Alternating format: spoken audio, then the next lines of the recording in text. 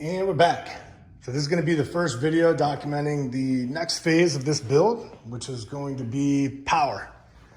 So if you're familiar with my channel and you've watched my videos over the last year, you know that I just wrapped up the last phase, which was a suspension and drivetrain upgrade overhaul.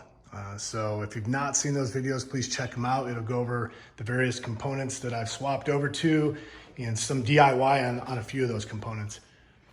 If you're one of the people that have watched those videos and followed my channels, I want to apologize for not having any content yet behind the wheel since I've got the modifications done. Time's been very limited for me with holidays, family, work, etc. But I promise once I get the modifications I plan to do here in the next month or two done, I'll get the car back on the road and I will do a video devoted to how the car rides, drives, and operates. But I will tell you, I put 800 or 900 miles on the car after I had it done before I put it away for the winter. And being a person with a pretty extensive amount of seat time in these cars, this is actually my second E92. I will tell you that the car is night and day different. It is planted and it delivers the power, puts it down amazingly. So if you're planning on building one of these cars and you're planning on doing it right, don't skimp out on the suspension and drivetrain. Spend the money, do it right, and it will reward you also. But I'll get into that in some later videos, again, as I kind of go over what I've done to the car and my impressions. So this video is not going to be about the turbochargers, plural, that I'm about ready to install in this. That video is hopefully, I'm going to start that series next week. But what I wanted to do is cover a new addition to my garage. So the theme of my channel is to build this car by myself in my garage on jack stands. Now, I've already said that I've overhauled the suspension on this car. I mean, I had the rear subframe completely out, down to the chassis, and I did that on jack stands. And I will tell you, not only was space limited, but it kind of was some times where it felt sketchy. It was a little unsafe. That's with the car sitting on 4 and sometimes 6 jack stands. So what I decided to do was drop about $1,700 on an intermediary between jack stands and putting a lift in my garage, and that's these Quickjacks. And you can see by the picture on that top box kind of how they work. If you've watched enough DIY channels on YouTube, especially automotive ones, you've probably seen these before. So what I want to focus on in this video, I'm going to unbox these, get them set up, get the car on them, and then kind of go over the functionality. But this should give me about I think it's 24, yeah, so about 2 feet of lift. So the car should be about 24 inches in the air, which is going to finally give me enough room to be able to get a creeper under there. And as I do the turbochargers, it's going to give me plenty of room, or at least more room than I would have on jack stands, to be able to do this job and hopefully get it completed in a reasonable amount of time. So let me go ahead and get these unboxed.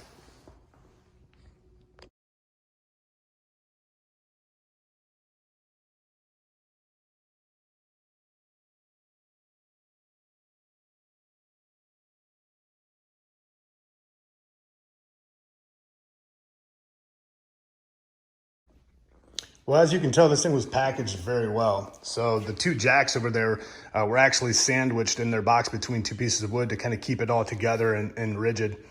So part of that is to keep it safe in transit, but another part of it is to keep it all together. I was actually very surprised by how heavy and sturdy both of these are. So I actually put this one on the scale I have and it was 80 pounds. So that's pretty heavy for what it is. So it's 160 pounds between the 2 of them, but they're also very well built and very rigid and sturdy. So any doubt I may have had about their ability to lift my car and do it safely has been put to bed. So if you're curious as to whether or not these things are safe and well built, they are. After having my hands on them now, I'm pretty confident. This particular model is rated at 5,000 pounds of lifting capability. My car weighs 3,600, 3,700 pounds. So it should be more than adequate to lift my car with some room to spare. So packaged very well, very sturdy and very heavy. Moving over here, this box obviously had everything to make it work. So the controls, the pump, hoses, some lifting blocks, some hardware and instructions. So what I'm gonna go ahead and do is dig into the instructions, figure out how to get this thing set up, and then we'll get the car in the air. So I just got the manual out, and man, they're very serious about this manual. It's even laminated. This is quite the book. It's almost as big as my Bentley manual for the car. Pretty cool. Assembly complete. It's pretty easy. It really just consisted of putting some fittings on the pump, then on the hoses to connect those, some quick connects, and then some fittings here on the hydraulic cylinders. There's also some air cylinders. These aid with raising and lowering the units. So I had to fill those up with the compressor to 50 PSI. That was pretty easy. The next step is to fill the hydraulic reservoir. It doesn't come with any fluid in it, so you have to fill it with either one of these different hydraulic fluids or automatic transmission fluid. I don't have any of that in my garage, so looks like I'm taking a trip to the store. Ugh.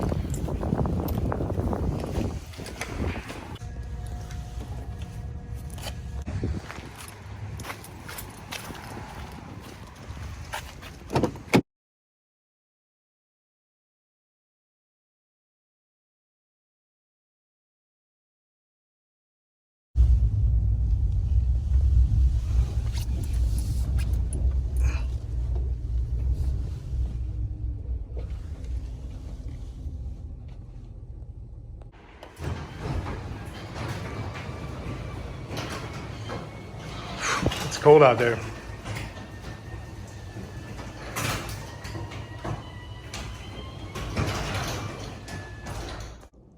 All right, so we got them bled and under the car.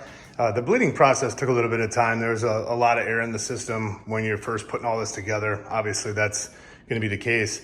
But I have both frames underneath the car, and then I have the lifting block centered right underneath the lifting points on the car. I have that all the way around. So here's kind of a moment of truth.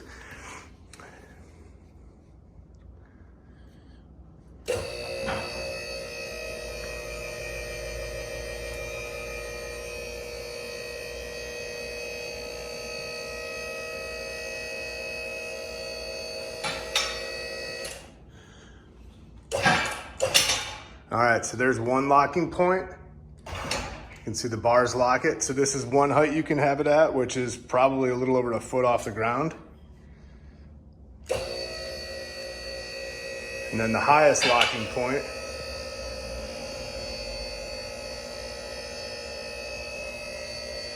sorry, my power cord's in the way there.